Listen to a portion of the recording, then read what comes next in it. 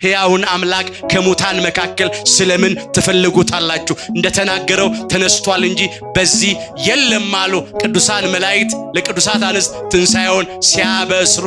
መቃብሩ ባዶ ነው፣ ድንጋዩ ተንከባሏል፣ የአመፃ መዝገብ ተገልብጧል፣ የሞት መውጊያ ተሰብሯል። ጠላት ዲያብሎስንና ሰራዊቱን ከመንገዳችን ላይ በመስቀሉ ጠርቆ አስወግዶልናል። ለኛም ፋሲካ ሆኗል፣ ደስታ ሆኗል። ክብር ምስጋና ለአምላካችን ይሁን። በስጋ ሞቶ ቢቀበር ሞቶ ተቀብሮ ፈርሶ በስብሶ አይቀርም። በሶስተኛው ቀን ሞትን ድል አድርጎ መግነዝ ፍቱልኝ መቃብር ክፈቱልኝ ሳይል በኃይሉና በስልጣኑ ተነስቷል። ምድር ፋሲካን ታከብራለች፣ ታደርጋለች፣ በክርስቶስ ደም ታጥባለች፣ ነስታለች፣ ተቀድሳለችና ሊቃውንቱ በየዓመቱ በትንሣኤው ሌሊት ወምድርኒ ትገብር ፋሲካ ተሐጺባ በደመ ክርስቶስ እያሉ የሚዘምሩት የኛ የእስራኤል ዘነፍስ ፋሲካ፣ የአዲስ ኪዳን እስራኤሎች ፋሲካ በቀራንዮ በግ፣ በየዋሁ በግ፣ በትሑቱ በግ የዓለምን ኃጢአት ሊያስወግድ በተገለጠው በግ በእግዚአብሔር በግ በአምላካችን በጌታችን በመድኃኒታችን በኢየሱስ ክርስቶስ ቤዛነት መስዋዕትነት ተደረገ። በትሕትና እስከ መቃብር ድረስ ወረደ። ይሄ ሁሉ ትሕትናው ነው። መጀመሪያ የሌለው መጀመሪያ ነው፣ መጨረሻም የሌለው መጨረሻ ነው። እሱ ያልነበረበት ዘመን የለም፣ የማይኖርበትም ዘመን አይኖርም። አልፋና ኦሜጋ ፊተኛውና ኋለኛው መጀመሪያውና መጨረሻው ነው። እርሱ ከዘላለም እስከ ዘላለም ሕያው ነው። ከሲኦል ከባርነት ቤት ነፃ ወጥተን ወደ ገነት ተሻገርን። ማዕዶት ሆነልልኛ፣ ፋሲካ ሆነልልኛ። እሱ ቤዛ እሱ መስዋዕት ስለሆነ ሞት ከኛ አለፈ። ከሞት እጅ ታደጋቸዋል አለ። ከሞት እጅ ታደገን። ከሲኦል እጅ እቤዣቸዋለሁ አለ። ከሲኦል እጅ ተቤዠን። ከሲኦል ወደ ገነት፣ ከጨለማ ወደሚደነቅ ብርሃን ተሻግረናል። ለኛም ማዕዶት ሆኖልናል።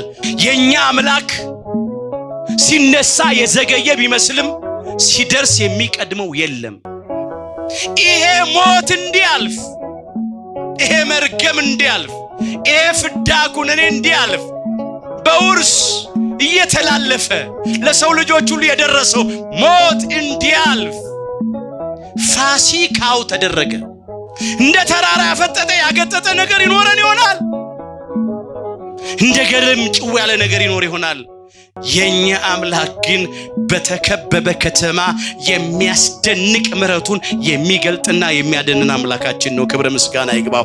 አንዳንድ ጊዜ እንደዚህ አይነት አጣብቂኝ የሚመስል ነገር ውስጥ እንገባለን። ዙሪያው ገደል ይሆንብናል፣ ቀኑ ይጨልምብናል፣ በሞት ጥላ እንከበባለን፣ ግራ ይገባናል።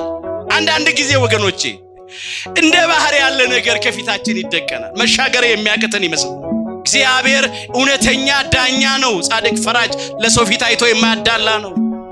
እግዚአብሔር ለበቀል ሲነሳ አስለቃሾች ያለቅሳሉ፣ አስጨናቂዎች ይጨነቃሉ፣ አሳዳጆች ይሰደዳሉ።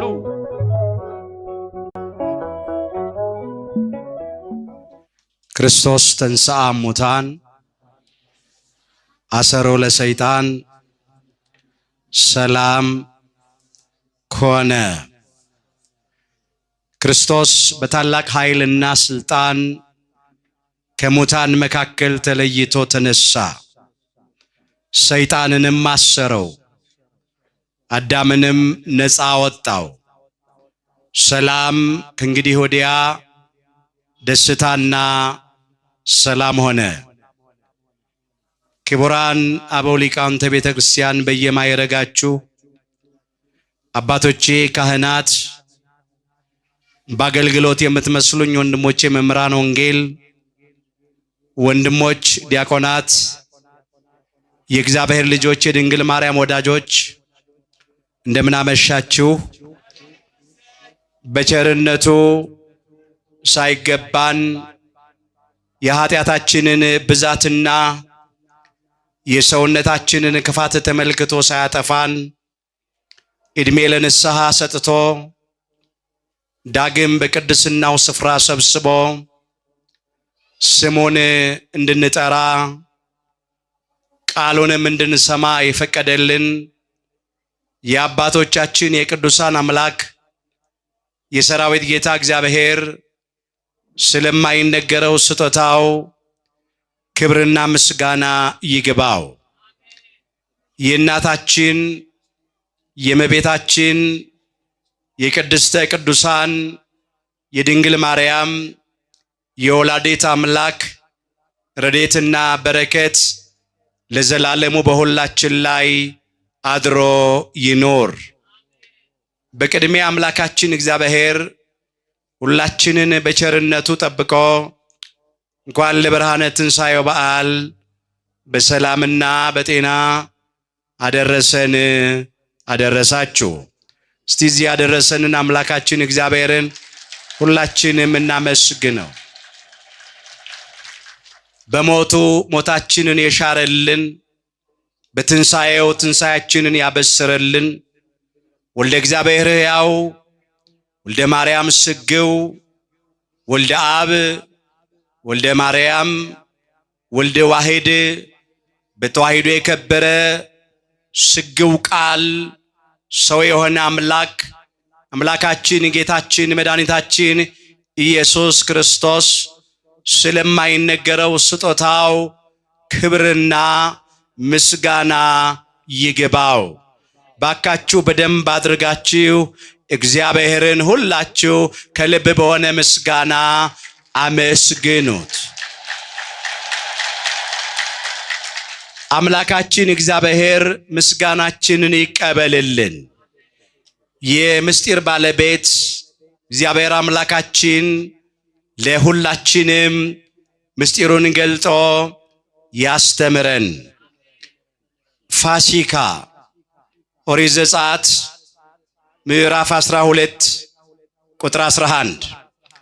ለዛሬ አምላካችን እግዚአብሔር እንደረዳን መጠን በሚኖረን ጊዜ የምንማርበት የትምህርታችን ርዕስ ይህ ይሆናል።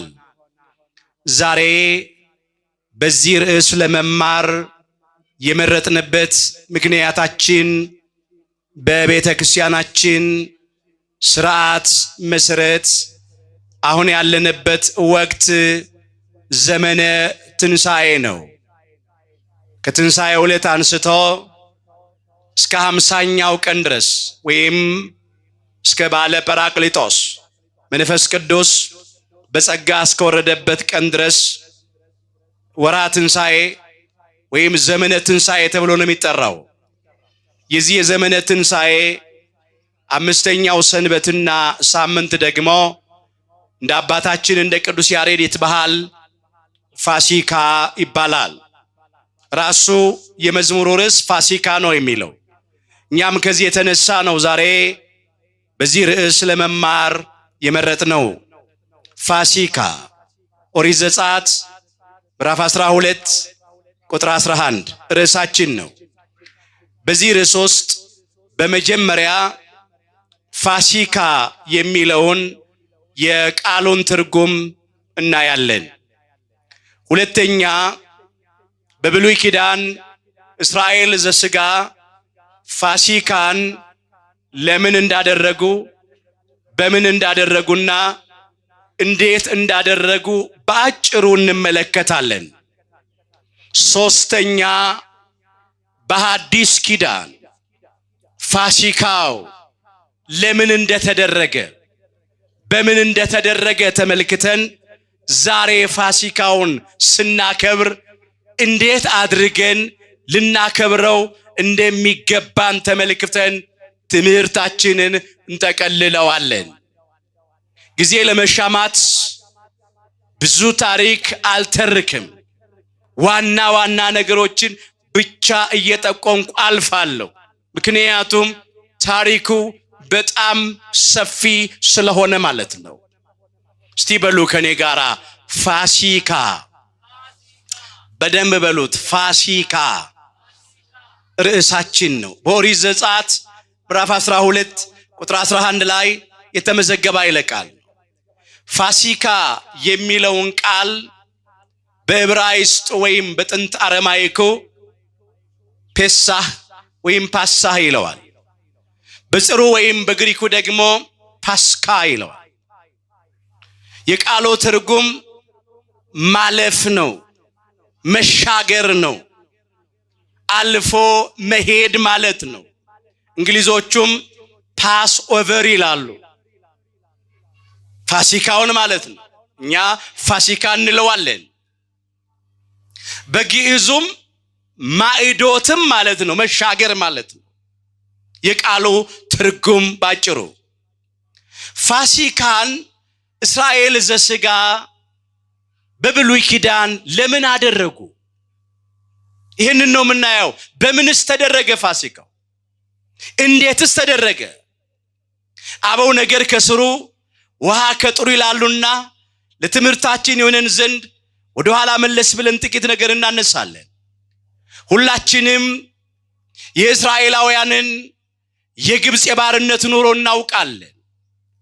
ከጽኑ ባርነት የተነሳ እስራኤላውያን ወደ እግዚአብሔር ጮኹ።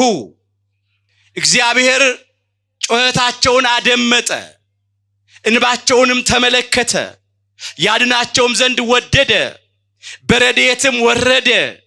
እንዲህም ብሎ ተናገረ፣ የሕዝቤን መከራ ፈጽሞ አይቼ መቃተታቸውንም ሰምቼ ላድናቸው ወረድኩ። ስለዚህና ወደ ግብፅ እልክሃለሁ አለ። የሐዋርያት ሥራ ምዕራፍ 7 ቁጥር 34 ላይ የተመዘገበ ኃይለ ቃል ነው። ሊቀ ነቢያት ሙሴን እግዚአብሔር ጠራው ከወንድሙ ከካህኑ ከአሮን ጋራ ወደ ፈርዖን ቤተ መንግሥት እንዲገቡና ይገዛልኝ ዘንድ ሕዝቤን ልቀቅ እንዲሉ ማለት ነው። በዚህ በኦሪት ዘጸአት ምዕራፍ 4 ቁጥር 22 ጀምሮ የተመዘገበውን ቃል ስንመለከት እንደዚህ ይላል።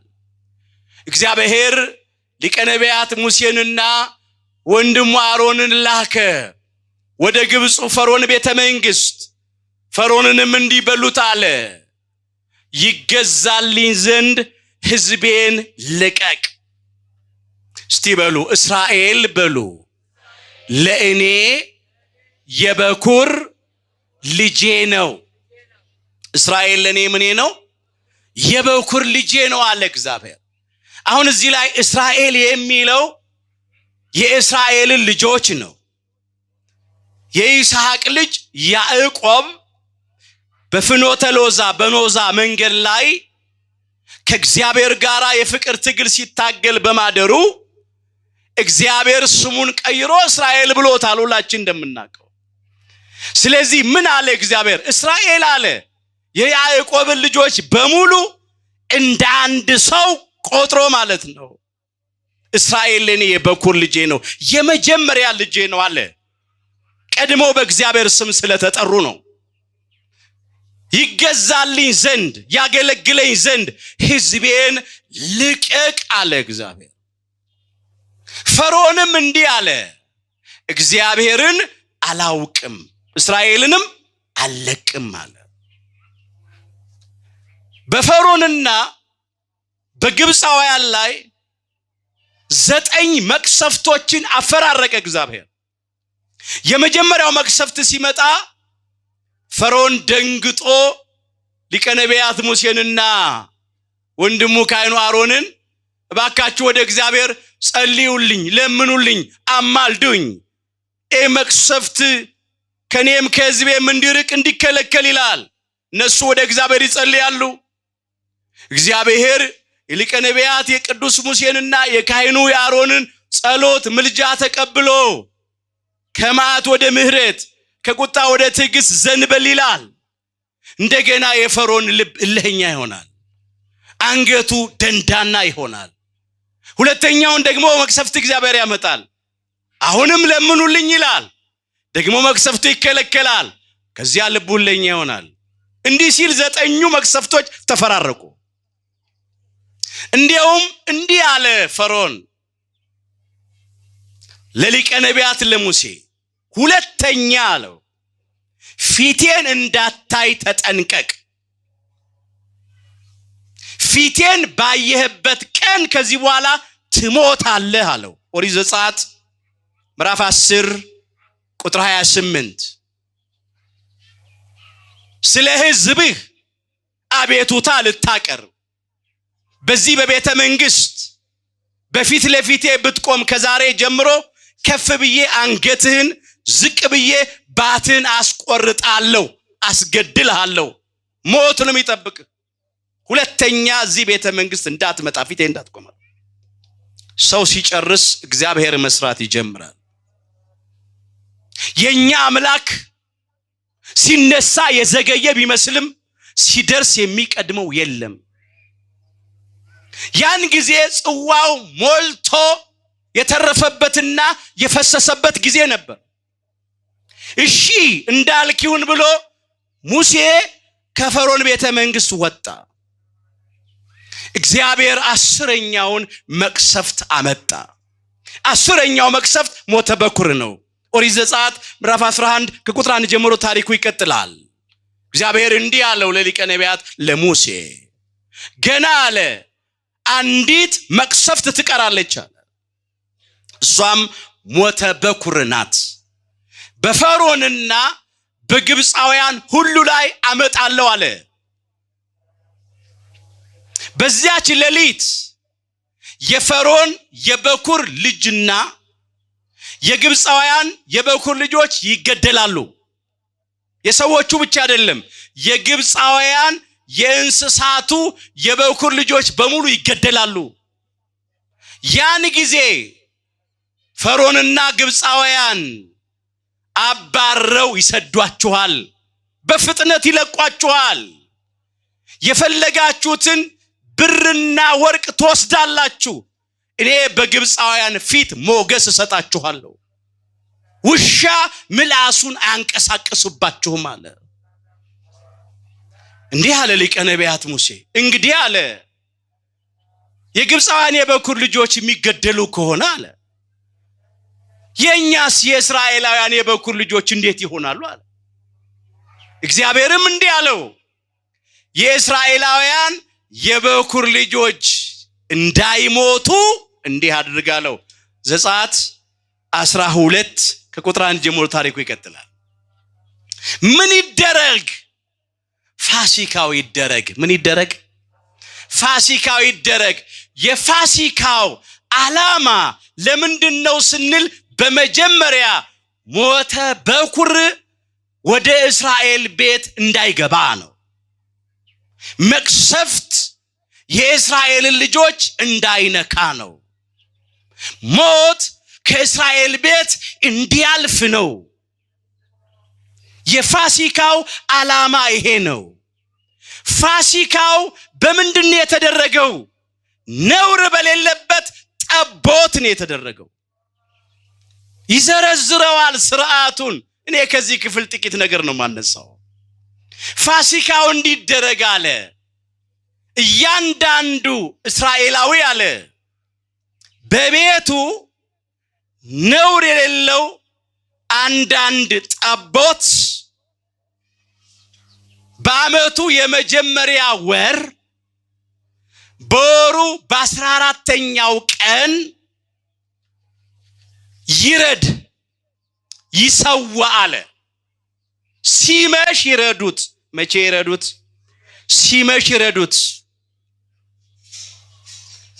አርደው አወራርደው በመጀመሪያ የጠቦቱን ደም በሁለቱ መቃኖችና በጉበኑ ላይ ይቅቡት አለ። ሁለት መቃኖች ማለት የበሩ ቋሚዎች ናቸው፣ ምሰሶቹ። ጉበን ማለት ደግሞ ሁለቱን ቋሚዎች የሚያገናኘው አግዳሚው ማለት ነው። ይሄንን በዚያ ነውር በሌለበት ጠቦት ደም ይቅቡት አለ። ስጋውን ደግሞ እየጠበሱ ከመራራ ቅጠል ጋራ ይብሉት አለ። ከቂጣ ጋራ ጥሬውን እንዳትበሉ አለ። የተቀቀለውን እንዳትበሉ አለ። ስትበሉ አጥንቱን እንዳትሰብሩ አለ። ስርዓቱ ነው። እንዴት ነው የተፈጸመው ፋሲካው የሚለውን እያየን ነው። ስትበሉ ደግሞ ጫማችሁን አጥልቃችሁ ወገባችሁን ታጥቃችሁ ኮፌታችሁን ወይም ኮፍያችሁን ደፍታችሁ በትራችሁን ይዛችሁ ቸኩላችሁ ወይም ፈጥናችሁ ቶሎ ብላችሁ ብሉት። ስትበሉ እርሾ አይገኝ። ስትበሉ አታሳድሩት፣ ጨርሱት በእለቱ። ምናልባት የቀረ የተረፈ ካለ እንኳን ወደ እሳት ውስጥ ጨምሩት፣ አቃጥሉት አላቸው። እስቲ በሉ፣ እርሱ በሉ የእግዚአብሔር ፋሲካ ነው። ኦሪት ዘጸአት ምዕራፍ 12 ቁጥር 11 ርዕሳችን ነው። በደንብ በሉ፣ እርሱ በሉ የእግዚአብሔር ፋሲካ ነው። እርሱ የእግዚአብሔር ምንድን ነው? ፋሲካ ነው። ደሙም ይላል ይቀጥልና ባላችሁበት ቤቶች ምልክት ይሆንላችኋል። የዚያ ነውር የሌለበት ጠቦት ደም ምን ይሆንላችኋል? ምልክት ይሆንላችኋል ይላል። ይቀጥልና ይሄን ከኔ ጋር በሉት፣ ደሙን ባሉ ባየው ጊዜ ከናንተ አልፋለሁ። ደሙን ባየው ጊዜ ከናንተ ምን እላለሁ? አልፋለሁ። አጥፊው፣ ቀሳፊው፣ ገዳዩ ሞተ በኩር ወደ ቤታችሁ አይገባም፣ እናንተን አይነካም ይላል ኦሪት ዘጸአት ምዕራፍ 12 ቁጥር 13 ላይ። ጊዜው ደረሰ። ቀሳፊው፣ ገዳዩ፣ ሞተ በኩር የሚመጣበት እስራኤል እንደታዘዙ በ14ኛው ቀን የነሱ የመጀመሪያው ወር አቢብ ወይም ኒሳን ይባላል። በዚህ ወር መጀመሪያ 14ኛው ቀን እያንዳንዱ እስራኤል ቤት ውስጥ ነውር የሌለበት ጠቦት ታረደ። ደሙን በመቃኑና በጉበኑ ላይ ረጩት። ስጋውን እየጠበሱ ከመራራ ቅጠል ጋር መብላት ጀመሩ። ፋሲካው እንደዚህ ተደረገ። ያ ሞተ በኩር መጣ። ከዚያ የግብፃውያንን የበኩር ልጆች እየቀሰፈ እየገደለ ሄደ። ኦሪት ዘጸአት ምዕራፍ 12 ቁጥር 29 ላይ ተመዝግቧል። በእኩለ ሌሊት ነው የሚለው። በእኩለ ሌሊት ሞተ በኩር መጥቶ ከፈርዖኑ የበኩር ልጅ አንስቶ በዚያ በጓዳ በመጅ ወፍጮ በድንጋይ ወፍጮ እስከምትፈጨው እስከ አገልጋይቱ የበኩር ልጅ ጭምር ገደለ። ሁሉ ቤት ለቅሶ ሆነ። ሁሉ ቤት ሐዘን ሆነ። ወገኖቼ እግዚአብሔር ለበቀል ሲነሳ አስለቃሾች ያለቅሳሉ፣ አስጨናቂዎች ይጨነቃሉ፣ አሳዳጆች ይሰደዳሉ። ፈርዖንና ሰራዊቱ የእግዚአብሔርን የበኩር ልጆች እስራኤላውያንን ብዙ ዘመን አስጨንቀዋል። የእስራኤል እናት ወንድ ልጅ ወልዳ ማሳደግ አትችልም ነበር። አዋላጆቹ የእስራኤል ሴት ወንድ ልጅ በምትወልድበት ጊዜ ልጇን አንቀው ይገድሉ ነበር።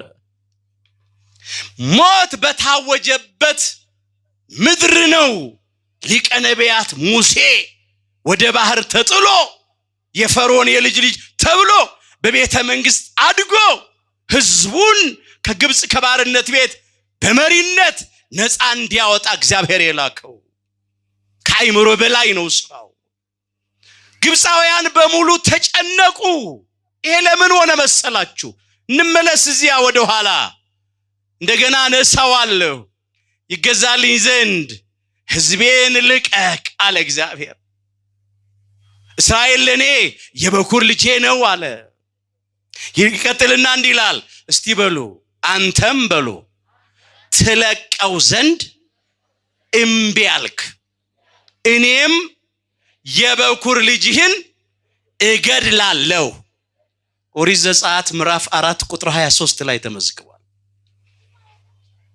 ፈርዖንና ሰራዊቱ የእግዚአብሔርን የበኩር ልጆች እስራኤላውያንን ስላስጨነቁ አለቅም ስላሉ እግዚአብሔር ደግሞ የግብፃውያንን የበኩር ልጆች ሊቀስፍ ሊገድል አስቀድሞ ተናግሮ ነበር። ያኔ የተፈጸመው ጊዜው ሲደርስ ተፈጸመ። የግብፃውያን የበኩር ልጆች በሙሉ ተገደሉ ይላል። ሁሉም ቤት ሐዘን ገባ። ሞት ያልገባበት ቤት ስላልነበረ ይላል ሁሉ በሌሊት ማልቀስ ጀመሩ ነው የሚለው ታሪኩ። አስተውሉ ወገኖቼ፣ ሁሉ ለቅሶ ጀመረ። ከዚያ እንዲያደረገ ፈርዖን ሊቀ ነቢያት ሙሴን ካህኑ አሮንን በሌሊት አስጠራ። ትዝ ይላችሁ ከሆነ ስንተርክ ምንድን ያልነው? ሁለተኛ ፊቴን አታይም ነው ያለው። ፊቴን ባየህበት ቀን ትሞታለህ ያለው። በብርሃን በጠራራ ፀሐይ አቤቱታውን ሊሰማ ያልወደደና ያልፈቀደ ፈርዖን አሁን በሌሊት እንቅልፉን አጥቶ አስጠራቸው። እንዲህም አለ፣ ከዚህ በመካከል ውጡ አለ፣ ሂዱ አለ። ለአምላካችሁ ለእግዚአብሔርም ሂዱ፣ መስዋዕት ሰው፣ እግዚአብሔርን አገልግሉ አለ። መንጎቻችሁን ከብቶቻችሁን ይዛችሁ ሂዱ አለ። ከዚያ በኋላ ደግሞ እኔንም ባርኩኝ አለ። እኔን ምን በሉኝ? ባርኩኝ። በመቅሰፍት ሰዓት በረከት በተሰጠው ጊዜ እኮ አልተጠቀመም። ከአንድም ወገኖቼ 9 ጊዜ እድል ተሰጥቶት ነበረ። በ9ኙ እድል ስላልተጠቀመ 10ኛው ሞተ በኩር መቅሰፍት መጣ በግብፃውያን። 11ኛው ደግሞ ይቀጥላል። ስጥመተ ኤርትራ ባህር እሱ ነበር የቀረው።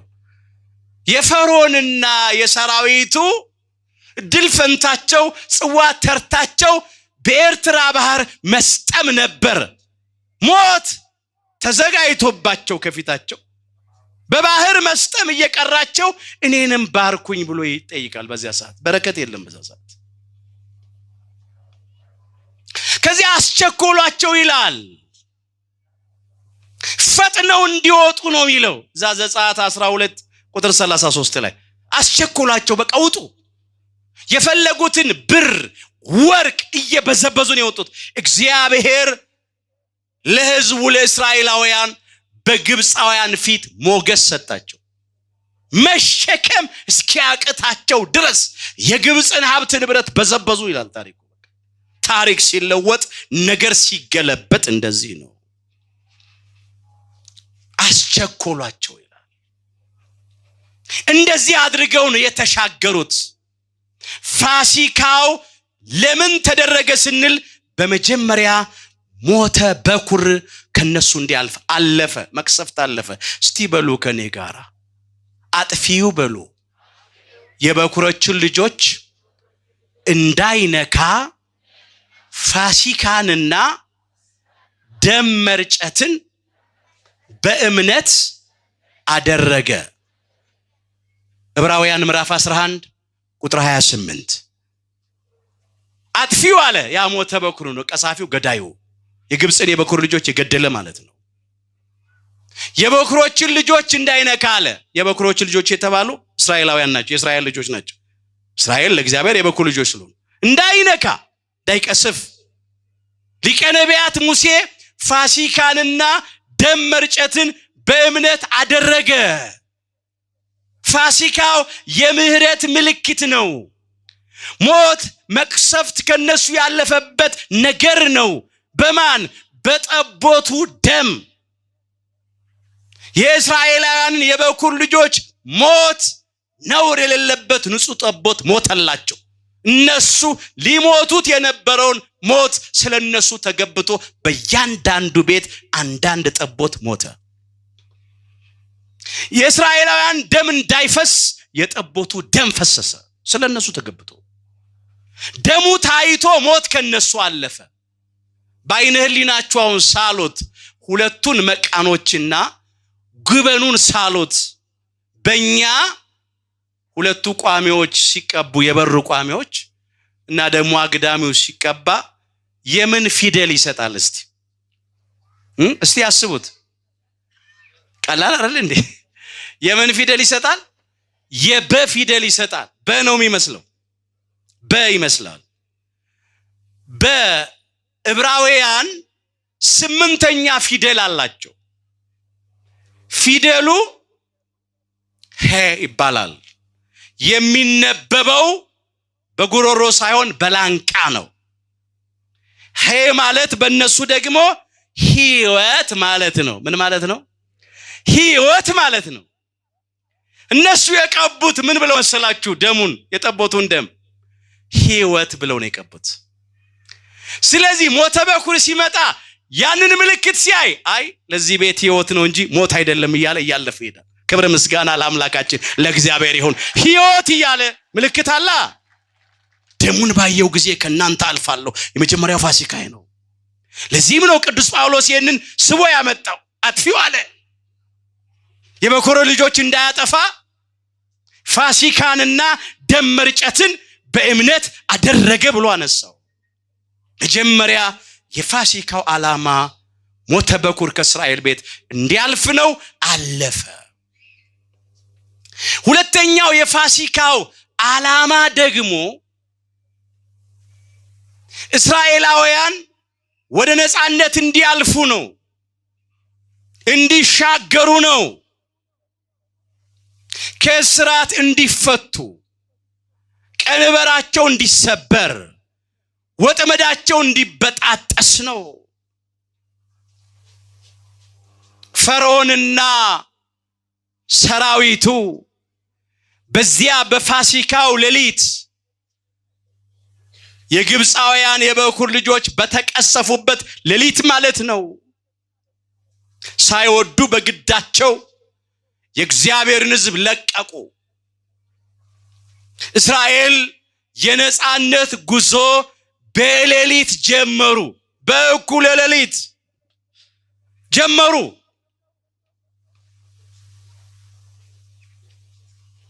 እግዚአብሔር ታድጓቸዋልና። ይሄ ደግሞ ፋሲካው ሌላው የነፃነት ምልክት ነው። ከባርነት ነፃ የመውጣት ምልክት፣ ከፈርዖንና ከሰራዊቱ እጅ የማምለጥ ምልክት ነው ፋሲካው። ለእስራኤል ዘሥጋ ማይዶት ሆነ፣ መሻገር ሆነ። ከግብፅ ከመከራ ኑሮ ወደ ምድረ ርስት ወደ ከነዓን ወደ ዛሬይቱ ኢየሩሳሌም የክብር ኑሮ መሻገር ሆነ። ለዚህ ነው ሌላው የፋሲካ ትርጉም ማይዶት ወይም መሻገር ነው ያልነው። ሞት ብቻ አይደለም ከነሱ ያለፈው፣ እነሱም ደግሞ ወደ ነፃነት ተሻገሩ።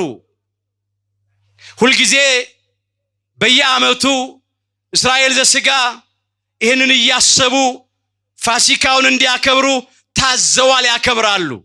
በመጀመሪያ በፋሲካው ጠቦት መስዋዕትነት ሞተ በኩር መቅሰፍት ከነሱ ስላለፈ፣ ሁለተኛ እነርሱ ከግብፅ ከባርነት ቤት ነፃ ስለወጡ ይሄንን እንዲያከብሩ ታዘዋል። ይሄንንም ያደርጋሉ። በኦሪት ዘዳግም ምዕራፍ 16 ቁጥር 1 ጀምሮ ይሄን መመልከት ትችላላችሁ። እንግዲህ ፈርዖንና ሰራዊቱ የሆነባቸውን ነገር አንስተን ወደ አዲስ ኪዳኑ ፋሲካ እንምጣ። ፈርዖንና ሰራዊቱ እስራኤል ነፃ ከወጡ በኋላ ልባቸው እንደገና ተጸጸተ። እንዴት ለቀቅናቸው አሉ።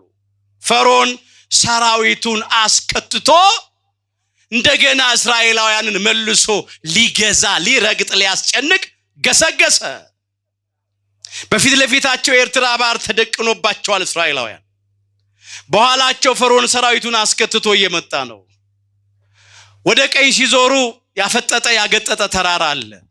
ወደ ግራ ሲዞሩ ጭው ያለ ገደል አለ። አጣብቂኝ ውስጥ ገቡ። በሞት ጥላ ተከበቡ። ሰማይ በላያቸው ላይ የተደፋባቸው መሰላቸው። ለምን ላናመልጣቸው ወጣን አሉ። አንዳንድ ጊዜ እንደዚህ አይነት አጣብቂኝ የሚመስል ነገር ውስጥ እንገባለን። ዙሪያው ገደል ይሆንብናል። ቀኑ ይጨልምብናል። በሞት ጥላ እንከበባለን። ግራ ይገባናል። እዚያው ስንገዛ ብንኖር ይሻለናል አሉ። ሊቀ ነቢያት ሙሴንና ካህኑ አሮንን አስጨነቁ። ሊቀ ነቢያት ሙሴ ሕዝቡን ስመ እግዚአብሔር ጠርቶ አረጋጋቸው። እስቲ በሉ ዛሬ በሉ የምታዩአቸውን ግብፃውያንን ለዘላለም አታዩአቸውምና ቁሙ። ያ የመጨረሻ ነበር። በዚህ በኦሪት ዘጸአት ምዕራፍ 14 ቁጥር 13 ጀምሮ የተመዘገበ ታሪክ። ዛሬ የምታዩአቸው ግብፃውያንን ለዘላለም አታዩአቸውምና ቁሙ። መቆም እንደዚህ በእግረ ስጋ ቀጥ ብሎ መቆም አይደለም። በእግረ ልቡና ቁሙ ነው። በሃይማኖት ጽኑ ነው። አትጠራጠሩ ነው። በሁለት ልብ አታናክሱ ነው። እግዚአብሔር ስለእናንተ ይዋጋል፣ እናንተም ዝም ትላላችሁ አላቸው ሊቀ ነቢያት ሙሴ። ያን ጊዜ ሊቀ መላእክት መጋቤ ብሉይ ቅዱስ ሚካኤል ከፊት ከፊታቸው ይመራቸው ነበር። ሊቀ ነቢያት ሙሴ በትሩን አንስቶ የኤርትራን ባህር ቢመታው ባህሩ ለሁለት ተከፈለ። እንደ ግድግዳ ቆመ፣ እንደ ሳር ክምር ሆነ። ባህሩ የብስ ሆኖ ደረቅ ሆኖ በነፃነት በሰላም ተሻገሩ። ክብር ምስጋና ለአምላካችን ለእግዚአብሔር ይሁን። ተሻገሩ። ከ600,000 እግረኛ በላይ ይላል ታሪኩ።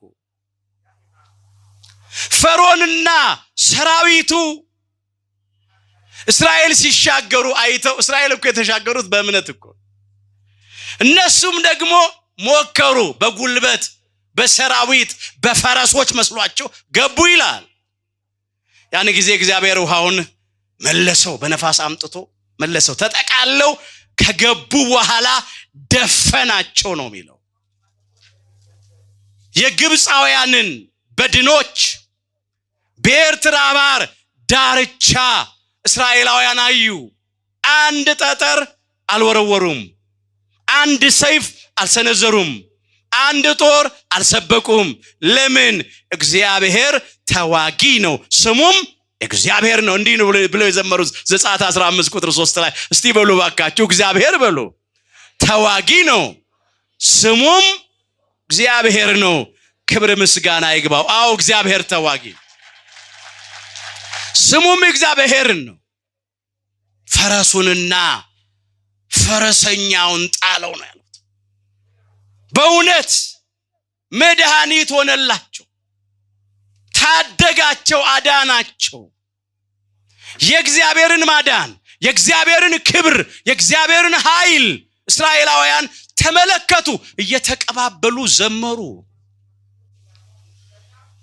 ፈርዖንና ሰራዊቱ ለዘላለም ጠፉ። ዛሬ የምታዩአቸውን ግብፃውያንን ለዘላለም አታዩአቸው። እናንተ ግን ቁሙ። እግዚአብሔር ሲዋጋ አይታይም። ከጣለ፣ ከገደለ፣ ከሰበረ፣ ካደቀቀ በኋላ ነው። እርሱ ስለ ሕዝቡ የሚዋጉ ስውር ሰራዊት አሉት። እስራኤል አልመሰላቸውም።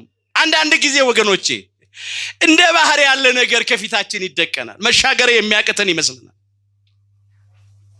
እንደ ግብፃውያን እንደ ፈርዖንና እንደ ሰራዊቱ ያሉ አስጨናቂዎች፣ ክፎች፣ ግፈኞች ያሳድኑን ይሆናል። ከኋላ አለቀልን፣ አበቃልን፣ አከተመልን፣ ከእጃቸው አንድንም አናመልጥም፣ ማን ያድነናል እንል ይሆናል።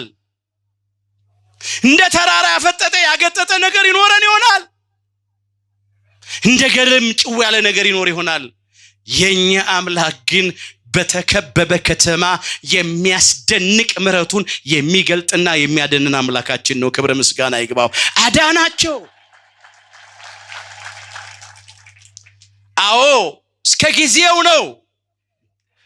እግዚአብሔር በፈርዖን መንገድ የሚሄዱትን የግብፃውያንን መንገድ የሚከተሉትን የእግዚአብሔርን ሕዝብ የሚያስጨንቁትን በእውነት እግዚአብሔር በጊዜው ያስጨንቃቸዋል።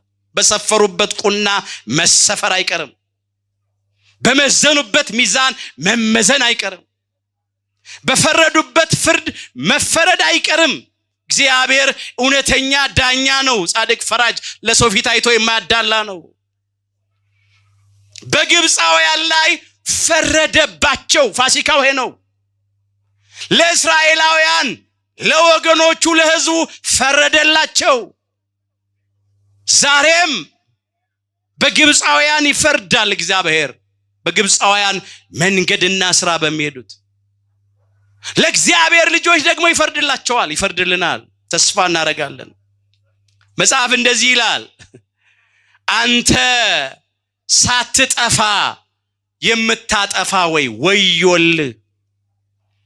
አንተ ሳትወነጀል የምትወነጅል ሆይ ወዮልህ።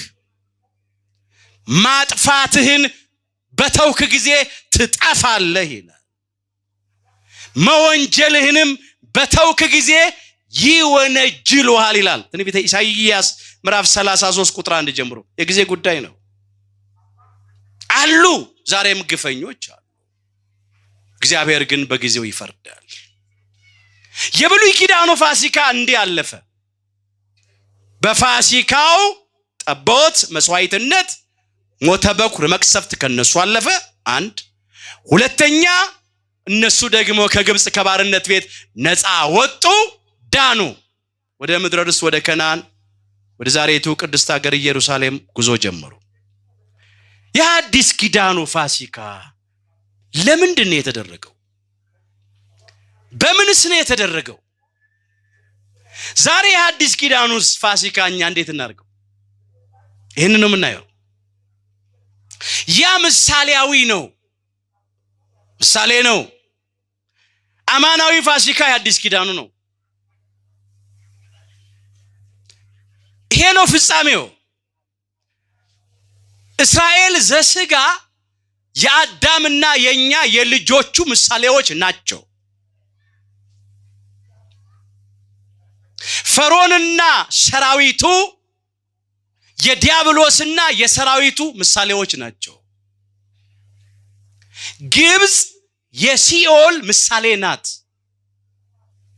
እስራኤል ዘስጋ 430 ዘመን ሙሉ በግብፅ በባርነት ቤት እንደነበሩ አዳምና እኛ ልጆቹ 5500 ዘመን በሲኦል በባርነት ቤት ውስጥ እንኖር ነበረ።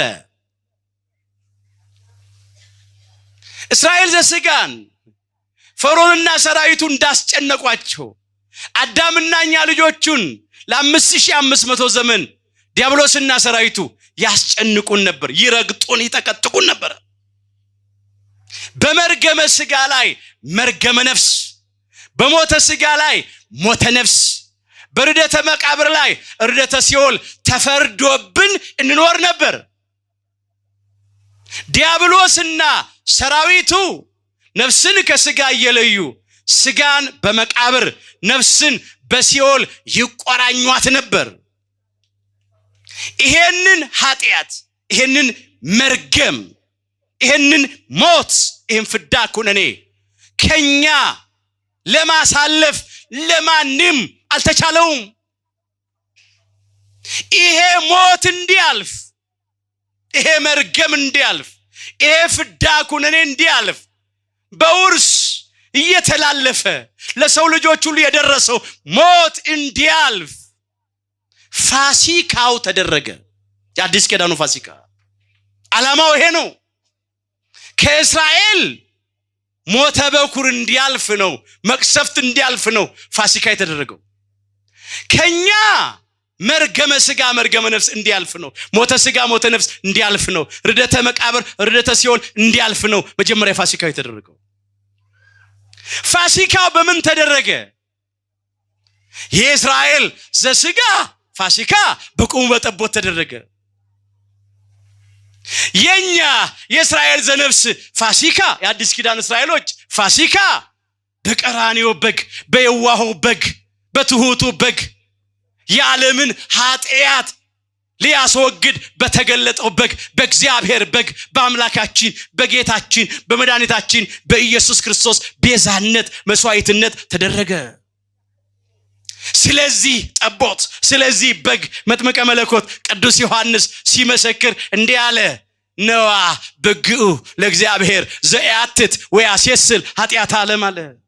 እስቲ በሉ የዓለምን ኃጢአት በሉ የሚያስወግድና የሚያስተሰርይ የእግዚአብሔር በግ እነሆ። የዮሐንስ ወንጌል ምዕራፍ 1 ቁጥር 29 በነጋው ይላል አምላካችን ኢየሱስ ክርስቶስ ወደ መጥምቀ መለኮት ወደ ቅዱስ ዮሐንስ ሲመጣ አየውና መጥምቀ መለኮት ቅዱስ ዮሐንስ ወደ ክርስቶስ እያመለከተ እንዲህ አለ፣ የዓለምን ኃጢአት የሚያስወግድና የሚያስተሰርይ የእግዚአብሔር በግ እነሆ አለው። አምላክ ሰው ነው የሆነው፣ አምላክ በግ አይደለም የሆነው። ለምን በበግ መሰለው ቢሉ ትሕትናውን ሲያይ በግ አለው። በግ ትሑት ነው። አምላካችን ጌታችን መድኃኒታችን ኢየሱስ ክርስቶስም መምህረ ትሕትና ነውና በግ በትሕትና አንገቱን ደፍቶ መሬት እያየ እንደሚሄድ ከቅድስት ሥላሴ አንዱ አካል አካላዊ ቃል እግዚአብሔር ወልድ በትሕትና ከሰማየ ሰማያት ወረደ። ከሰማየ ሰማያት መውረዱ ትሕትናው ነው። ከቅድስተ ቅዱሳን ከድንግል ማርያም ከሥጋዋ ሥጋ ከነፍሷ ነፍስ ነስቶ በተዋሂዶ ከበረ፣ በማኅፀኗ አደረ። ከእርሷ መጸነሱ ትሕትናው ነው። በቤቴልሔም ዋሻ በከብቶች በረት ተወለደ። ይሄ ትሕትናው ነው። በግርግም ላይ ተኛ፣ በቅጠልና በጨርቅ ተጠቀለለ በትሕትና። ለእናቱ ለቅድስተ ቅዱሳን ለድንግል ማርያም ለወላዲተ አምላክ እየታዘዘ አደገ። 30 ዘመን ሲሞላው ፈጣሪ ሳለ በፍጡር እጅ፣ የጌቶች ጌታ ሳለ በባሪያው እጅ፣ ሰማያዊ ሳለ በምድራዊ እጅ ተጠመቀ። ይሄ ትሕትናው ነው። በኪሩቤል ላይ የሚቀመጥ በነፋስ ክንፍ የሚበር ማንም ሊቀርበው በማይችል ብርሃን የሚኖር እሳተ መለኮት የሆነ አምላክ በትሕትና በተናቁት በአህያይቱና በአህያይቱ ግልገል በውርንጫይቱ ላይ ተቀመጠ። ይሄ ትሕትናው ነው። በጸሎተ ሐሙስ ምሽት ተንበርክኮ አደግድጎ ማበሻ ጨርቅ ይዞ የደቀ መዛሙርቱን እግር አጠበ። ይሄ ትሕትናው ነው። ለመስቀል ሞት የታዘዘ ሆነ ይላል በትሕትና እስከ መቃብር ድረስ ወረደ። ይሄ ሁሉ ትሕትናው ነው። ትሕትናውን ሲያይ በበግ መሰለው። የዋህነቱን ሲያይ በበግ መሰለው። በግ የዋህ ነው። በግ በየዋህነቱ ቀንድ ያለው ሳይዋጋ በሸላቾቹ ፊት ዝም ብሎ ይቆማል። ሲሸለት ጸጉሩ እነሱ ሸለቱትና እሱ እየበረደው ብርድ ልብስ አድርገው ይለብሱታል። ጸጉሩን ሱፍ አሰፍተው ይለብሳሉ። አምላካችን ጌታችን መድኃኒታችን ኢየሱስ ክርስቶስም እንደ በግ በየዋህነት ተሸለተ። መሸለት ማለት ምን መሰላችሁ? ልብሱን ገፈው 4 ቦታ አድርገው ተከፋፈሉ። ቀሚሱ እጀ ጠባቡ አንድ ወጥ ነች። አውልቀው ዕጣ ተጣጣሉባትና ወሰዷት። እርቃኑን አዋሉት። ቀንድ የተባለ ስልጣን እያለው የባህሪ አምላክ ነው። ሊወጋቸው ከመቅጽበት ሊያጠፋቸው ሲቻለው ዝም አለ። በየዋህነት የዋህነቱን ሲያይ በግ አለው። ምን ይሄ ብቻ? በግ በየዋህነቱ አራጆቹን ተከትሎ ወደ ቄራ ይሄዳል። ቢላ ያፋጩበት እየሳሉበት ሊያርዱት እኮ ነው። በግ ስለማያውቅ ነው። አምላካችን ጌታችን መድኃኒታችን ኢየሱስ ክርስቶስ ሁሉን አዋቂ አምላክ ነው። በእርሱ ዘንድ የማይገለጥ የተከደነ የማይታወቅ የተሰወረ ምንም ነገር የለም። ግን ሰቅለው የሚገድሉትን መስቀል ተሸክሞ እየወደቀ እየተነሳ ወደ ቀራንዮ ኮረብታ ሊሞትላቸው በስጋ ሊሞትልን በስጋ ወጣ። ለቤዛ ዓለም ለድህነት ዓለም። ይሄንን ሲያይ እንዲህ ያለ ታላቁ የቤተክርስቲያን ሊቅ ቅዱስ ዮሐንስ አፈወርቅ በቁጣ ጎተቱት አለ፣ በፍቅር ተከተላቸው አለ። መስቀል ተሸክሞ ነው የወጣው። በየዋህነት እኮ ነው። እስቲ በሉ ባካችሁ ለመታረድ በሉ እንደሚነዳ ጠቦት በሸላቾቹም ፊት ዝም እንደሚል በግ እንዲሁ አፉን አልከፈተም። ትንቢተ ኢሳይያስ ምዕራፍ 53 ቁጥር 7 ነቢየ እግዚአብሔር ቅዱስ ኢሳይያስ ስለ አምላካችን ስለ ጌታችን ስለ መድኃኒታችን ስለ ኢየሱስ ክርስቶስ መከራ መስቀል ገና ጌታችን አምላካችን መድኃኒታችን ኢየሱስ ክርስቶስ ከመቤታችን ከቅድስተ ቅዱሳን ከድንግል ማርያም ከመወለዱ ከ700 ዘመን አስቀድሞ እግዚአብሔር ገልጦለት የተናገረው ቃል ነው። ለመታረድ እንደሚነዳ ጠቦት አለው። ይሄ እኮ ነው ጠቦት ያሰኘ። በሸላቾቹም ፊት ዝም እንደሚል በግ እንዲሁ አፉን አልከፈተም። ዝም ብሎ መስዋዕት ሆኖ ቀረ። የዋህነቱን ሲያይ በግ አለው መጥምቀ መለኮት ቅዱስ ዮሐንስ። ከእኔ ተማሩ እኔ የዋህ በልቤም ትሁት ነኝና ለነፍሳችሁም ረፍት ታገኛላችሁ አይደል ያለው የማቴዎስ ወንጌል ምዕራፍ 11 ቁጥር 29 ላይ። ከቃል ይልቅ ተግባር ይሰብካል። ትሁት ነኝ አለ። ትህትናውን ከጽንሰት አንስቶ እስከ ስቅለት ድረስ እስከ መቃብር ድረስ ተጉዞ ታየ። የዋህ ነኝ አለ። የዋህነቱን እንደ በግ እየተሸለተ እንደ በግ መስዋዕት ሆኖ እየቀረበ አሳየ። ሁለተኛው በግ ያሰኘው ይሄ ነው፣ የዋህነቱ ነው። ሶስተኛው በግ ያሰኘው በብሉይ ኪዳን ለኃጢአት ስርየት መስዋዕት ሆነው ይቀርቡ የነበሩት እንስሳት ናቸው። ከነሱ መካከል አንዱ የበግ ጠቦት ነው። የሐዲስ ኪዳኑ መስዋዕት ደግሞ አምላካችን ጌታችን መድኃኒታችን ኢየሱስ ክርስቶስ ነው። አስተውላችሁ ከሆነ የዓለምን ኃጢአት የሚያስወግድና የሚያስተሰሪ የእግዚአብሔር በግ እነሆ እኮ ነው ያለው። እስቲ በሉ ኢየሱስ ደግሞ በሉ በገዛ ደሙ ሕዝቡን እንዲቀድስ ከበር ውጪ መከራን ተቀበለ። ዕብራውያን ምዕራፍ 13 ቁጥር 12 አምላካችን ጌታችን መድኃኒታችን ኢየሱስ ክርስቶስ በገዛ የከበረ ደሙ ፈሳሽነት እኛን ሁላችንን ሊቀድስ ከበር ውጪ በቀራንዮ ኮረብታ መከራን ተቀበለ። ክቡር ደሙን አፍስሶ አከበረን። ቅዱስ ሥጋውን ቆርሶ ቀደሰን። ስለዚህ በበግ መሰለው። ቅዱስ ጴጥሮስም ይሄንን ቃል በግልጽ አምጥቶታል። አንደኛ ጴጥሮስ ምዕራፍ 1 ቁጥር 19 ጀምሮ የተመዘገበውን ቃል እንመልከተው። ይሄንን ከኔ ጋራ እንድትሉ ትፈልጋለሁ። በብር በሉ ወይም በወርቅ ሳይሆን ነውርና እድፍ እንደሌለው እንደ በግ ደም እንደምን ደም በደንብ በሉት እንደምን ደም እንደ በግ ደም በክቡር በሉ የክርስቶስ ደም የማን ደም? የክርስቶስ ደም እንደተዋጃችሁ ታውቃላችሁ ይላል። ነውርና እድፍ እንደሌለው እንደ በግ ደም በክርስቶስ ክቡር ደም እንደተዋጃችሁ ታውቃላችሁ ነው። ያ ነውር የሌለበት ጠቦት የእስራኤላውያንን ሞት ያሳለፈ ሞተ በኩር እስራኤል ቤት እንዳይገባ ያደረገው የእስራኤላውያንን የበኩር ልጆች ሞት እሱ ተገብቶ የሞተው ጠቦት የአምላካችን የጌታችን የመድኃኒታችን የኢየሱስ ክርስቶስ ምሳሌ ነው። ነውር የሌለበት ጠቦት እሱ ነው። ነውር የሌለበት አለ። ያ ጠቦት ቀንዱ ያልከረከረ ነው፣ ጠጉሩ ያላረረ ነው፣ ጥፍሩ ያልዘረዘረ ነው፣ ምንም አይገኝበትም። አምላካችን ጌታችን መድኃኒታችን ኢየሱስ ክርስቶስ ኃጢአት ለባህሪው ማይስማማው ነው። እንከን አይወጣለትም፣ ነውር ነቀፋ አይገኝበትም። ጻድቀ ባህሪ ንጹሃ ባህሪ ነው። በገቢር በድርጊት በሥራ በነቢብ በቃል በንግግር በሐልዮ በሐሳብ በምኞት ምንም አይገኝበትም። እርሱ ኃጢአትን ሊያስወግድ እንደተገለጠ ታውቃላችሁ፣ በእርሱም ኃጢአት የለም እንዳለ ቅዱስ ዮሐንስ አንደኛ ዮሐንስ ምዕራፍ 3 ቁጥር 5 ላይ እውነት ነው። እርሱ ኃጢአትን ነውርን መርገምን ሊያስወግድ እንደተገለጠ ታውቃላችሁ፣ በእርሱም ኃጢአት የለም። ያ ጠቦት ነውር የሌለበት ጠቦት ነበር። ጠቦት አለው። ለምን?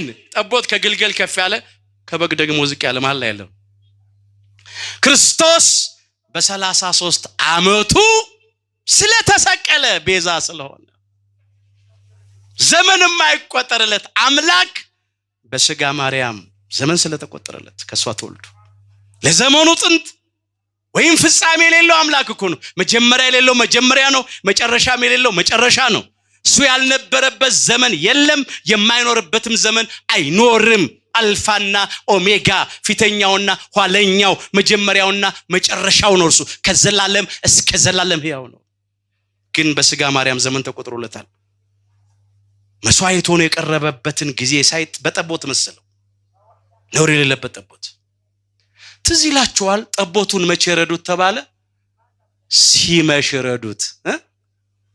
ሲመሽ ረዱት ነው የተባለ፣ በብርሃን አይደለም የተባለ፣ ሲመሽ። የዋሁ ትሁቱ የእግዚአብሔር በግ አምላካችን ጌታችን መድኃኒታችን ኢየሱስ ክርስቶስ በተሰቀለ በተሰዋ ጊዜ ፀሐይ ጨለመች፣ ጨረቃ ደም መሰለች፣ ከዋክብት እንደ ቃሪያ ፍሬ ረገፉ። እነኚህ ግዙዓን ፍጥረታት ብርሃናቸውን ነፈጉ። የአምላካችን ርቃን አናሳይም አሉ። በዚህ በማቴዎስ ወንጌል ምዕራፍ 27 ቁጥር 45 ላይ ከ6 ሰዓት እስከ 9 ሰዓት ጨለማ ሆነ። ሲመሽ ረዱት ማለት ይሄ ነው። እሱ መስዋዕት ሆነ በቀረበ ጊዜ ዓለም ጨልሟል፣ ጨለማ ሆኗል። እሱ ቤዛ ሲሆን መስዋዕት ሲሆን አኮኑ በፋሲካነ ተሰቅለ ክርስቶስ ነው ያለው ቅዱስ ጳውሎስ። ክርስቶስ በፋሲካችን ተሰቅሎ የለምን ይላል። አማርኛውን ጥሬ ቃል ስታዩት ደግሞ ፋሲካችን ክርስቶስ ታርዷልና ነው የሚለው። አሁን ጥሬ ቃሉን ስታዩት ግን ተሰቅሏልና ተሰውቷልና ለማለት ነው። አንደኛ ቆሮንቶስ ምዕራፍ 5 ቁጥር 7 ላይ እስቲ በሉ ፋሲካችን በሉ ክርስቶስ ተሰቅሎልናል። ክብር ይግባው። የኛ ፋሲካ እሱ ነው። መርገም ከኛ ያለፈው በሱ ነው። ፍዳ ከኛ ያለፈው በሱ ነው። ሞት ከኛ ያለፈው ከሱ ነው። በሱ ምክንያት እኮ ነው። እሱ ቤዛ፣ እሱ መስዋዕት ስለሆነ ሞት ከኛ አለፈ። ከእስራኤላውያን ሞተ በኩር ብቻ አይደለም ያለፈው። መጀመሪያ በፋሲካው ጠቦት መስዋዕትነት ሞተ በኩር መቅሰፍት አልፏል። ሁለተኛ እነሱ ደግሞ ነፃ ወጥተዋል፣ ተሻግረዋል፣ ተፈተዋል ከስራት። ቀንበራቸው ተሰብሯል፣ ወጥመዳቸው ተበጣጥሷል። በክርስቶስ ቤዛነት መስዋዕትነት ደግሞ እኛም ከሞት ወደ ሕይወት፣ ከሲኦል ወደ ገነት፣ ከጨለማ ወደሚደነቅ ብርሃን ተሻግረናል። ለኛም ማዕዶት ሆኖልናል። እስራኤል ዘሥጋ ከፈርዖንና ከሰራዊቱ እጅ እንዳመለጡ አዳምና ልጆቹ ከዲያብሎስና ከሰራዊቱ እጅ አምልጠናል። ክብር ምስጋና ይግባው አምላካችን ጌታችን መድኃኒታችን ኢየሱስ ክርስቶስ። እንዲህ ተብሎ ነበራ፣ ከሞት እጅ እታደጋቸዋለሁ፣ ከሲኦልም እቤዣቸዋለሁ። ሞት ሆይ መውጊያ ወዴት አለ? ሲኦል ሆይ ድል መንሳትህ ወዴት አለ? ተብሎ በትንቢተ ሆሴዕ ምዕራፍ 13 ቁጥር 14 ላይ ተመዝግቦ ነበር። እግዚአብሔር ላይ ያደርጋ ይናገር ከተናገረ ያደርጋል ቃሉ በምድር ላይ አይወድቅም ሐሰት ለባህሪው አይስማማው ከሞት እጅ ታደጋቸዋል አለ ከሞት እጅ ታደገን ከሲኦል እጅ እቤዣቸዋለሁ አለ ከሲኦል እጅ ተቤዠን ከሲኦል ከባርነት ቤት ነፃ ወጣን ግብጽ የሲኦል ምሳሌ ናት ብለናል እኮ ፈርዖን የዲያብሎስ ምሳሌ ነው ብለናል እኮ ከዲያብሎስና ከሰራዊቱ እጅ አዳነን እሱ በስጋ ሞቶ ወደ ጎልጎታ መቃብር ወርዷል በአካለ ነፍስ ደግሞ ወደ ሲኦል ወርዷል ነፍሳትን ከሲኦል ከባርነት ቤት ነፃ ሊያወጣ ከሞት ወደ ሕይወት ሊያሻግር ይሄ ነው ማይዶት ይሄ ነው ፋሲካ አንደኛ ጴጥሮስ ምዕራፍ 3 ቁጥር 18 ጀምሮ እንዲህ ተብሎ ተመዝግቧል ክርስቶስ ደግሞ ይላል ወደ እግዚአብሔር ሊያቀርበን ወደ ባህሪ አባቱ ወደ እግዚአብሔር ሊያቀርበን ወደ ባህሪ ሕይወቱ ወደ እግዚአብሔር መንፈስ ቅዱስ ሊያቀርበን ወደ ራሱም ወደ እግዚአብሔር ወልድ ወደ ኢየሱስ ክርስቶስ ሊያቀርበን ማለት ነው ጻድቅ ሆኖ ስለ ኃጢአተኞች አንድ ጊዜ በኃጢአት ምክንያት ሞቷልና ይላል ስለኛ ስለ ኃጢአተኞቹ ተገብቶ አምላካችን ጌታችን መድኃኒታችን ኢየሱስ ክርስቶስ አንድ ጊዜ ሞተ በስጋ ሞተ ይላል በመንፈስ ግን ሕያው ሆነ ይላል እስቲ በሉ በስጋ በሉ ሞተ በመንፈስ ግን ሕያው ሆነ ሞተ የምንለው በስጋ ነው ሊቃውንቱ ይህንን የሚሉት የማይሞተው ሞተ በስጋ ሞትን ይሽረው ዘንድ ሞተ በስጋ ሙታንን ያድን ዘንድ ሞተ በስጋ አሉ እነ ቅዱስ ዲዮስቆሮስ በቅዳሴያቸው ሞተ የምንለው በስጋ ነው ቅዱሳት መጻሕፍት ሁሉ የሚመሰክሩት ይሄን በመንፈስ ግን ሕያው ሆነ አለ መንፈስ ሲል መጀመሪያ መለኮታዊ ባህሪውን ያጠይቃል በመለኮታዊ ባህሪው ሞት የለውም ሞት ለባህሪው አይስማማው ሞት የለበትም እግዚአብሔር መንፈስ ነው የሚሰግዱለትም በእውነትና በመንፈስ ሊሰግዱለት ያስፈልጋቸዋል ተብሎ ስለተጻፈ በዮሐንስ ወንጌል ምዕራፍ 4 ቁጥር 24 ላይ አዎ እግዚአብሔር መንፈስ ነው ረቂቅ አምላክ ነው ሞት ለባህሪው አይስማማውም በመለኮታዊ ባህሪው ሕያው ስለሆነ በመንፈስ ግን ሕያው ሆነ ሌላው ከቅዱስ ሥጋው ጋራ ተዋሂዳ ያለች ነፍሱ ሕያዊት ዘላለማዊት ናትና በነፍሱም አልሞተም አይሞትም በነፍሱ ሞት የለበትምና በነፍሱ ሕያው ስለሆነ በእርሱም ደግሞ ሄዶ ይላል በእርሱም የሚለው በአካለ ነፍስ ነው በደንብ በሉ በእርሱም ደግሞ በሉ ሄዶ በሆኒ ለነበሩት ነፍሳት ሰበከላቸው በእርሱም ደግሞ ሄዶ አለ በአካለ ነፍስ ነው ጉዞ ወዴት ወደ ወኒው እስር ቤቱ የት ነው እስር ቤቱ እኮ ሲኦል ነበረች ነፍሳት ሁሉ የታሰርንባት አዳምና ልጆቹ ሁሉ የሚጋዙባት እስር ቤት ወኒ ቤት ሲኦል ነበረች አሳሪዎቹ ዲያብሎስና ሰራዊቱ ነበሩ 5500 ዘመን በሙሉ ነፍሳት እስረኞች ነበሩ እስቲ በሉ አቤቱ በሉ ስምህን አመሰግን ዘንድ ነፍሴን ከሆኒ አውጣት የዳዊት መዝሙር 141 ቁጥር 7 አባታችን ክቡር ዳዊት የዘመረው ቃል ነው ለጊዜው የራሱ ነገር አለበት ምን እያለ ያ ንጉሱ ሳኦል ሊገርለው ባሳደደው ጊዜ ከዋለበት አላሳድር ካደረበት አላሱል ባለው ጊዜ በተጨነቀበት ጊዜ በኔና በሞት መካከል አንድ እርምጃ ብቻ ቀረብ አለበት ጊዜ መቼስ አንድ ምስኪን ብላቴና እረኛ የበጎች እረኛ ከንጉስ ጋር ተጣልቶ በአንድ ሀገር ውስጥ እንዴት ይኖራል ከባድ እኮ ምን አለ ተጨነቀ ክቡር ዳዊት በጸሎቱ እግዚአብሔርን አቤቱ ስምን አመሰግን ዘንድ ነፍሴን ከሆነ ያውጣት አለ ከዚህ ጭንቀት አውጣኝ ከዚህ ጨካኝ ሊገርለኝ ከሚያሳድደኝ ከንጉሱ ከሳኦል ልጅ አድነኝ ቀንቶበት ሊገርለው ያሳድደው ስለነበረ አድነኝ አለ። ነገሩ ግን የአዳምና የኛ የልጆቹ ጩኸት አለበት። የዳዊት ብቻ ጩኸት አይደለም። አዳም ነው ይሄን የጮኸው። አቤቱ ስምህን አመሰግን ዘንድ ነፍሴን ከሲኦል ወህኒ ቤት አውጣት ነው። ከእስራት ፍታይ ነው። ከዲያብሎስና ከሰራዊቱ እጅ አድነን ነው። የአዳምና የልጆቹ ጩኸት ነው።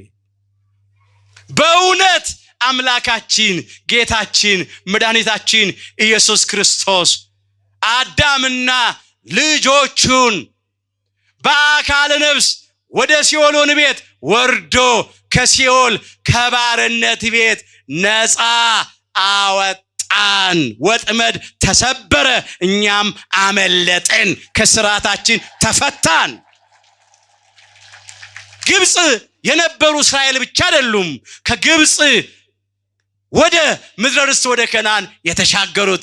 እኛም ከሲኦል ከባርነት ቤት ነፃ ወጥተን ወደ ገነት ተሻገርን። ማዕዶት ሆነልልኛ፣ ፋሲካ ሆነልልኛ። የሐዲስ ኪዳኑ ፋሲካ ይሄን ነው የሚመስለው። የእስራኤላውያንን ሞተ በኩር ቤታቸው እንዳይገባ የከለከለ ያ በእያንዳንዱ እስራኤል ቤት የተሰዋው ነውር የሌለበት ጠቦት ሞቶ ቀርቷል። እስራኤልንም ያዳናቸው ከጊዜያው ከዛ ከሞተ በኩር ነው። ከዛ በኋላ እስራኤል ሞተዋል። የሐዲስ ኪዳኑ ጠቦት የተባለ ነውር የሌለበት ጠቦት፣ የዋሁ ትሁቱ የእግዚአብሔር በግ፣ የቀራንዮ በግ አምላካችን ጌታችን መድኃኒታችን ኢየሱስ ክርስቶስ ግን በስጋ ቢሞት በነፍሱ አልሞተም። በስጋ ቢሞት በመለኮታዊ ባህሪው አልሞተም። አንድ ጊዜ ቢሞት ሁለተኛ አልሞተም። በስጋ ሞቶ ቢቀበር ሞቶ ተቀብሮ ፈርሶ በስብሶ አይቀርም። በሶስተኛው ቀን ሞትን ድል አድርጎ መግነዝ ፍቱልኝ፣ መቃብር ክፈቱልኝ ሳይል በኃይሉና በስልጣኑ ተነስቷል። ሕያውን አምላክ ከሙታን መካከል ስለምን ትፈልጉታላችሁ? እንደተናገረው ተነስቷል እንጂ በዚህ የለም አሉ ቅዱሳን መላእክት ለቅዱሳት አንስት ትንሣኤውን ሲያበስሩ። መቃብሩ ባዶ ነው፣ ድንጋዩ ተንከባሏል፣ የአመፃ መዝገብ ተገልብጧል፣ የሞት መውጊያ ተሰብሯል። ጠላት ዲያብሎስንና ሰራዊቱን ከመንገዳችን ላይ በመስቀሉ ጠርቆ አስወግዶልናል። ለኛም ፋሲካ ሆኗል፣ ደስታ ሆኗል። ክብር ምስጋና ለአምላካችን ይሁን። ለዚህ ነው ሊቃውንቱ በየዓመቱ በትንሣኤው ሌሊት ወምድርኒ ትገብር ፋሲካ ተሐጺባ በደመ ክርስቶስ እያሉ የሚዘምሩት።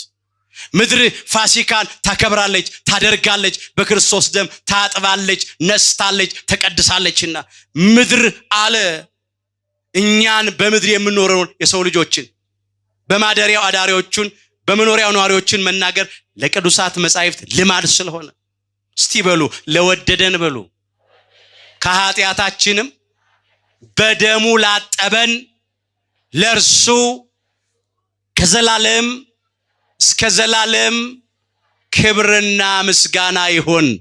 በደንብ አድርገን እናመስግነው አምላካችን።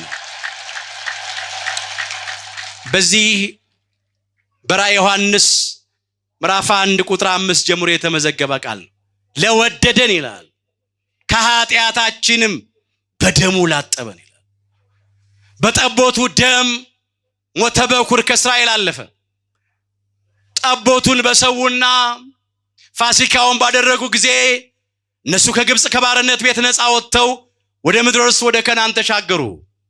እኛም በቀራንዮ በግ በአምላካችን በጌታችን በመድኃኒታችን በኢየሱስ ክርስቶስ መስዋዕትነት ቅዱስ ሥጋውን ስለቆረሰልን ክቡር ደሙን ስላፈሰሰልን መርገም፣ ፍዳ፣ ኩነኔ ከኛ አለፈ።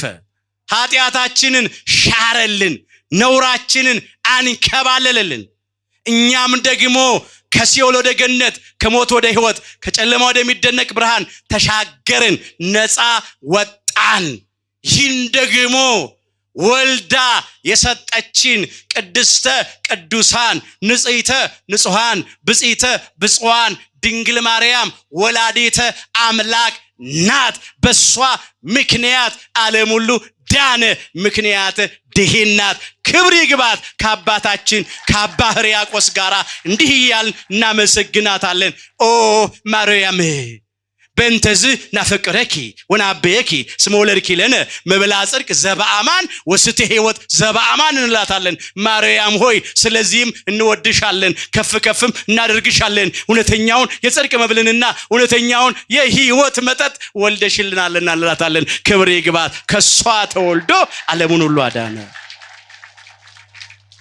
ፋሲካ እንዴት እናድርግ? ፋሲካው የፋሲካው ስርዓት እንዴት ነው መደረግ ያለበት? እንዴት ነው? ትዝ ይላችኋል? ሲበሉ የተጠበሰውን ብሉን የተባሉት ከመራራ ቅጠል ጋር ነው ብሉ የተባሉት። ሲበሉ ደግሞ እርሾ የሌለው ቂጣ ብሉን የተባሉት። ሲበሉ ጥሬውን አትብሉ፣ የተቀቀለውን አትብሉ፣ አጥንቱን አትስበሩ ነው የተባሉት። ኮፍያችሁን ደፍታችሁ ወገባችሁን ታጥቃችሁ ጫማችሁን አጥልቃችሁ በትራችሁን ይዛችሁ የቸኮላችሁ ብሉ ተብለዋል። አታሳድሩ፣ የተረፈ ካለ አቃጥሉ በሳት፣ ደግሞ ከቤት ወደ ቤት አትውሰዱት እያለ ይሄንን ሁሉ አዟቸዋል። አሁን ይሄንን ሁሉ ለማመስጠር ለመናገር ጊዜ የለም። እግዚአብሔር ከፈቀደ አንድ ቀን ፋሲካውን እንዴት እንደምናደርግ እናየዋለን። ሰማነውን ቃል በልቡናችን ያሳድርብን። ፋሲካ ኦሪት ዘጸአት ምዕራፍ 12 ቁጥር 11 የሁላችንን መጨረሻችን አምላካችን እግዚአብሔር በቸርነቱ ያሳምርልን። ይቆየን።